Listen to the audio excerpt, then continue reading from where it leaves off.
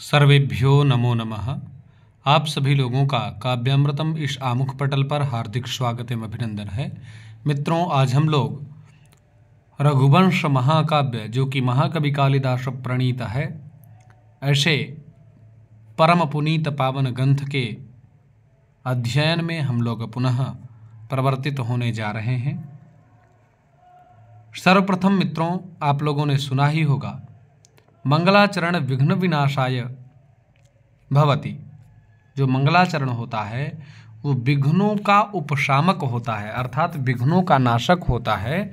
इसलिए प्रत्येक ग्रंथकार प्रत्येक ग्रंथ में मंगलाचरण को करते हैं। इस दृष्टि से महाकवि कालिदास सर्वप्रथम मंगलाचरण करते हैं। वागर्थाविव संपृक्तौ वागर्थ प्रतिपत्तये जगतः पितरौ वंदे पार्वती परमेश्वरौ पार्वती परमेश्वरौ। मित्रों, ग्रंथारंभ में श्रद्धा विश्वास स्वरूप पार्वती परमेश्वर को नमस्कार करने से यह नमस्कारात्मक मंगलाचरण है। मंगलाचरण के 3 भेद बताए गए हैं: आशीर्वादात्मक, नमस्कारात्मक और वस्तु निर्देशात्मक। इस प्रकार से 3 प्रकार के लक्षण जो मंगलाचरण के भेद हैं ये बताए गए हैं। आशीर नमस्क्रिया वस्तुर निर्देशो वापि तन्मुखम।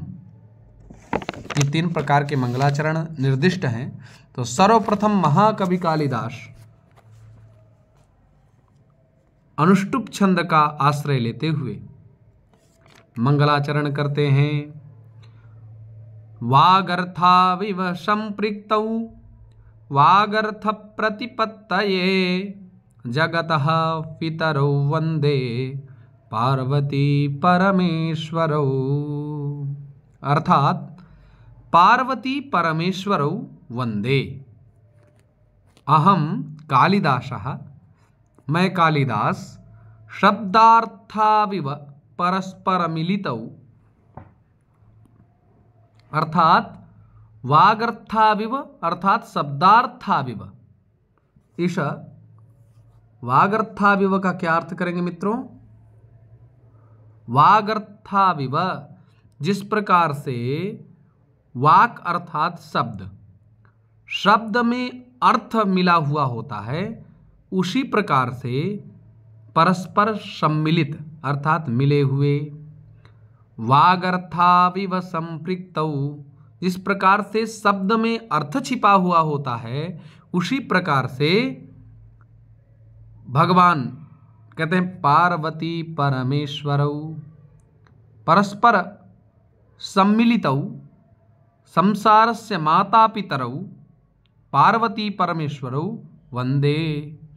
अर्थात जिस प्रकार से शब्द में अर्थ छिपा हुआ होता है, उसी प्रकार से भगवान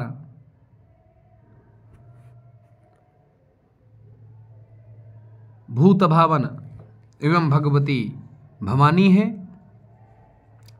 तो यहाँ पर वागर्थ उपमान है और पार्वती परमेश्वर ये उपमेय है।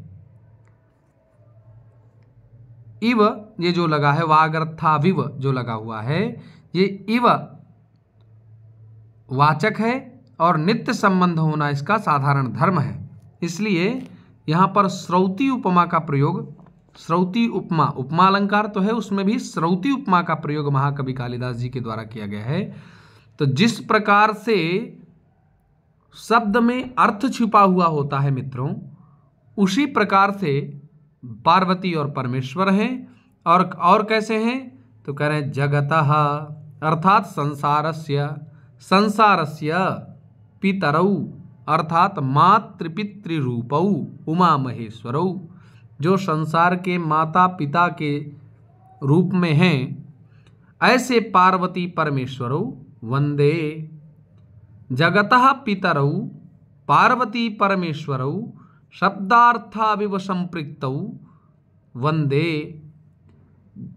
संसार के माता पिता जो पार्वती परमेश्वर हैं, जो शब्द और अर्थ, जिस प्रकार से शब्द में अर्थ मिला हुआ होता है उस प्रकार से परस्पर सम्मिलित ऐसे भगवान श्री पार्वती परमेश्वर को मैं प्रणाम करता हूँ। क्यों करते हो भाई? तो प्रयोजन करते हैं वागर्थ प्रतिपत्तये। वागर्थ प्रतिपत्तये अर्थात शब्दार्थयोः सम्यक ज्ञानाय, शब्द का और शब्दनिष्ठ अर्थ का यथार्थ बोध होता रहे, इसलिए मैं भगवती भवानी और भूत भावन भोलेनाथ को प्रणाम करता हूँ। वंदे वदि अभिवादन स्तुत्यो हो, इस अर्थ वाली धातु है, तो इस धातु से उत्तम पुरुष एक वचन में वंदे यह रूप बनता है, अर्थात अभिवादये। इस प्रकार से इसका मंगलाचरण है। कुछ शब्द हैं जैसे वागर्थाविव, इसमें अगर मित्रों हम समास देखें तो वाक्ष अर्थश्च इति वागर्थौ, यहाँ पर चार्थीय द्वंद्वः, इस सूत्र से द्वंद्व समास होकर के वागर्था वागर्थौ हो गया, और इव लगा हुआ है तो वागर्थौ इव, यहाँ पर इवेन समासो विभक्त्यलोपश्च, इव के साथ समास होता है और विभक्ति का लोप भी नहीं होता। इस अर्थ वाले सूत्र के द्वारा, वार्तिक सूत्र के द्वारा यहाँ पर केवल समास करके वागर्थाविव बनाया गया है। संपृक्तौ, इस संपृक्तौ सम उपसर्ग पूर्वक पृच संपर्के धातु से अक्ता प्रत्यय करके प्रथमा विभक्ति द्विवचन में संपृक्तौ यह रूप बनता है। अब आया वागर्थ प्रतिपत्तये। क्या आया मित्रों? वागर्थ प्रतिपत्तये। तो यहाँ पर वाक्ष अर्थश्च इति वागर्थौ द्वंद्व समास किया, और वागर्थयोः प्रतिपत्ति ही वागर्थ प्रतिपत्ति ही तस्मै वागर्थ प्रतिपत्तये, ऐसा समास होगा। पहले वाक का अर्थ का द्वंद्व समास किया और वागर्थयोः प्रतिपत्ति ही ऐसा करके षष्ठी तत्पुरुष समास यहाँ पर करते हैं और चतुर्थी विभक्ति का निर्देश करते हैं। तो इस प्रकार से वागर्थ प्रतिपत्तये यह पद निष्पन्न होता है। प्रति उपसर्ग पूर्वक पत्लृपतने धातु से, या पदगतौ, पत्लृपतने न करके पदगतौ करते हैं और अक्तिन प्रत्यय करेंगे तो प्रतिपत्ति ही यह रूप सिद्ध हो जाएगा। अब जगतः, यह षष्ठी का रूप है। पितरौ, पितरौ मातृपितृस्वरूपौ, तो पितरौ यहाँ माता च पिता च, यहाँ पर द्वंद्व समास हुआ है। पित्रा मात्रा एक सूत्र है, इसमें पिता का एक शेष हो जाता है जिससे पितरौ यह द्वंद्व समासांत पद निष्पन्न होता है, द्विवचनांत है। वंदे वदि अभिवादन स्तुत्यो धातु से उत्तम पुरुष एक वचन में वंदे। पार्वती परमेश्वरौ, पार्वती परमेश्वरौ, यहाँ पर परमश्चासौ ईश्वरः इति परमेश्वरः, परमश्चासौ ईश्वरश्च इति परमेश्वरः। और पार्वती शब्द, ये जो पार्वती शब्द है, ये पार्वती शब्द पर्वतस्यापत्यम स्त्री वा, इस अर्थ में तस्यापत्यम से अण प्रत्यय करके स्त्रीत्व में, क्योंकि अण प्रत्यय हुआ है तो अणित प्रत्यय होने के कारण टिड्ढणई द्वेष जदघनई मात्र चितयप ठक ठंग कई कोरपह, इस सूत्र के द्वारा क्या हो जाएगा मित्रों? गीप प्रत्यय हो जाएगा, जिससे पार्वती यह पद निष्पन्न होगा।